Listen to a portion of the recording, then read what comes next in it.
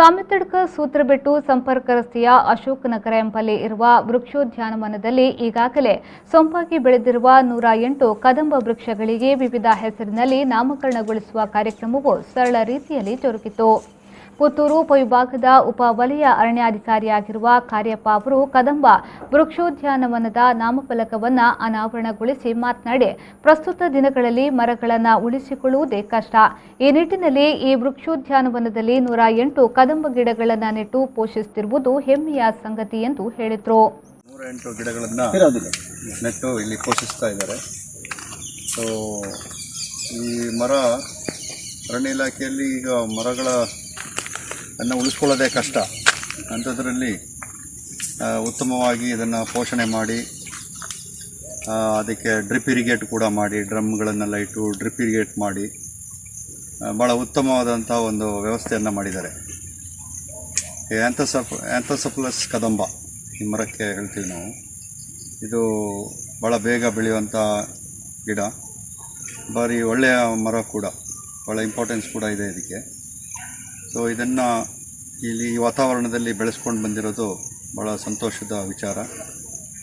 So ಇವತ್ತು ಅರಣ್ಯದ ಬಗ್ಗೆ ಭಾಳಷ್ಟು ಎಲ್ಲರಿಗೂ ಗೊತ್ತಾಗ್ತಾ ಇದೆ. ಒಂದು ಒಳ್ಳೆಯ ಕಾರ್ಯಕ್ರಮ. ಸೊ ಇನ್ನಷ್ಟು ಇದನ್ನು ಪೋಷಿಸಿಕೊಂಡು ಬರಲಿ ಅಂತ ನನ್ನ ಆಸೆ. ಪುತ್ತೂರು ಲಯನ್ಸ್ ಕ್ಲಬ್ನ ಮಾಜಿ ಅಧ್ಯಕ್ಷ ಶಿವಪ್ರಸಾದ್ ಶೆಟ್ಟಿ ಅವರು ಮಾತನಾಡಿ, ಇದೀಗ ಪಟ್ಟಣ ಪ್ರದೇಶಗಳಲ್ಲೂ ಮರಗಿಡಗಳ ಪೋಷಣೆ ಬಹಳ ಅಗತ್ಯವಾಗಿದೆ. ಪ್ರತಿಯೊಬ್ಬರು ತಮ್ಮ ಮನೆಯಂಗಳದಲ್ಲಿ ಕನಿಷ್ಠ 1 ಗಿಡಗಳನ್ನು ನೆಟ್ಟು ಪರಿಸರವನ್ನು ಉಳಿಸುವ ಕಾರ್ಯವನ್ನು ಮಾಡಬೇಕಾಗಿದೆ ಎಂದು ಹೇಳಿದರು. ಈ ಒಂದು ವಿಶೇಷವಾದ ಕಾರ್ಯಕ್ರಮದಲ್ಲಿ ನಾವು ತೊಡಗಿಸಿಕೊಂಡಿದ್ದೇವೆ. ಅದಕ್ಕೆಲ್ಲ ನಿಮ್ಮ ಈ ವಠಾರದವರ ಸಹಕಾರದಿಂದ ಇದಾಗಿದೆ ಅಂತ ಹೇಳಲಿಕ್ಕೆ ತುಂಬ ಸಂತೋಷ ಪಡ್ತಾ ಇದ್ದೇವೆ. ಹಾಗೂ ಇದಕ್ಕೆ ನಾವು ಶ್ರೀಯುತ ಪ್ರಮೋದ್ ಅವರ ಸಹಭಾಗಿತ್ವದೊಂದಿಗೆ ನಾವು ಕೂಡ ಇದರಲ್ಲಿ ಸ್ವಲ್ಪ ಭಾಗಿಯಾಗುವ ಒಂದು ಅವಕಾಶ ನಮಗೆ ಸಿಕ್ಕಿದೆ.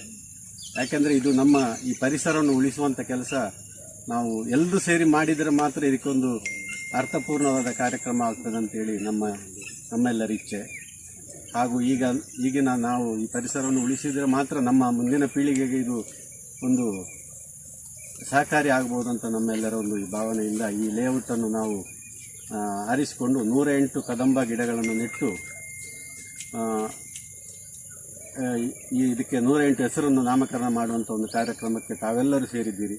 ಎಲ್ರಿಗೂ ಇದರ ಒಂದು ಉಪಯೋಗ ಈ ನಮ್ಮ ವಠಾರದವರಿಗೆ ಹಾಗೂ ಇದನ್ನು ಒಂದು ಮಾದರಿಯಾಗಿ ನಮ್ಮ ಪುತ್ತೂರು ನಗರಸಭೆಯಲ್ಲಿ ಎಲ್ಲರೂ ಅಳವಡಿಸಿಕೊಂಡ್ರೆ ನಮ್ಮ ಪುತ್ತೂರನ್ನು ಒಂದು ಹಸಿರು ಪುತ್ತೂರನ್ನಾಗಿ ಮಾಡಲಿಕ್ಕೆ.